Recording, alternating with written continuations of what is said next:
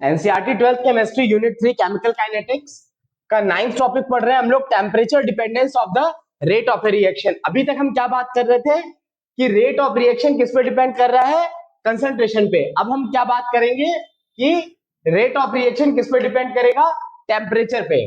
Temperature का क्या effect होता है रेट ऑफ रिएक्शन पे।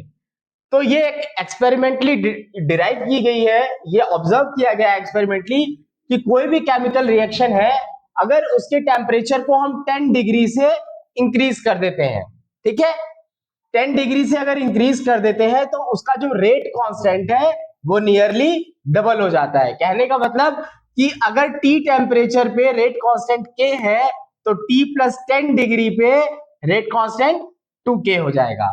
ठीक, अब क्या है, इसको और टेम्परेचर की डिपेंडेंस पे जो रेट ऑफ रिएक्शन का जो टेम्परेचर डिपेंडेंस है, इसको आर्हेनियस ने एक इक्वेशन से डिस्क्राइब किया, एक इक्वेशन को एक्सपेरिमेंटली डिराइव किया और वो इक्वेशन कहलाता है आर्हेनियस इक्वेशन।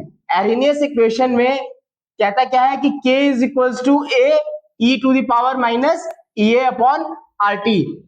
ये रेट कांस्टेंट, ये आर्हेनियस फैक्टर, ये exponential e to the power minus EA upon RT।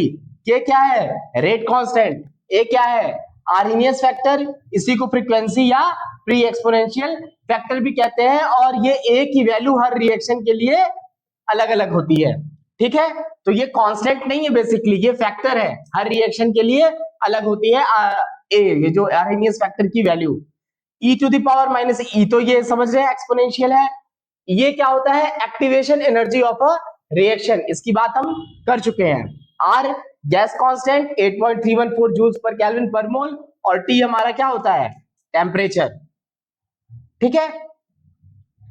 अब ये जो इक्वेशन है K is equals to A e to the power minus E upon RT, इसका हम क्या करते हैं, नेचुरल लॉग लेते हैं। क्या करेंगे, नेचुरल लॉग लेते हैं। नेचुरल लॉग लेंगे तो क्या हो जाएगा, ln of K is equals to ln of A minus, जब ये ln e to the power minus E upon RT करेंगे तो एक्सपोनेंशियल क्या होगा, ये हट जाएगा, इसकी जगह ये क्या जो एक्सपोनेंट है, जैसे क्या होता है ln e to the power x क्या होता है x, तो ln e to the power minus E upon RT क्या हो जाएगा, माइनस E अपॉन RT।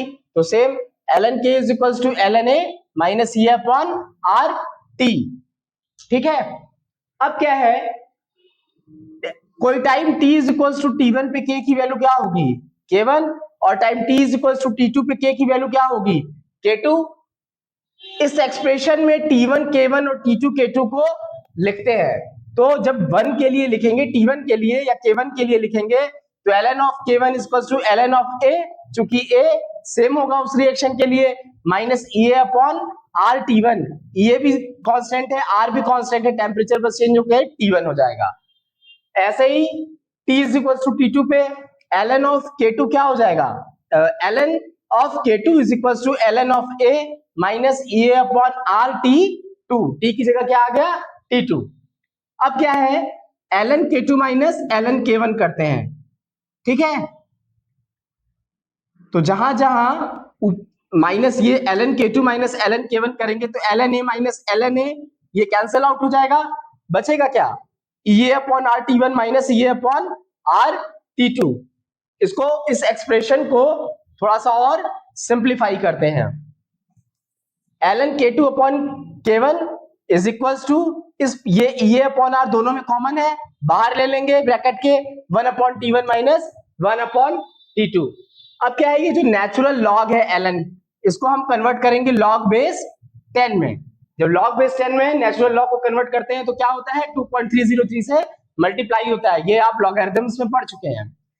तो 2 ये ln की जगह जब लॉग लगाएंगे तो क्या हो जाएगा, 2.303 log K2 upon K1 is equals to EA upon R 1 upon T1 minus 1 upon T2।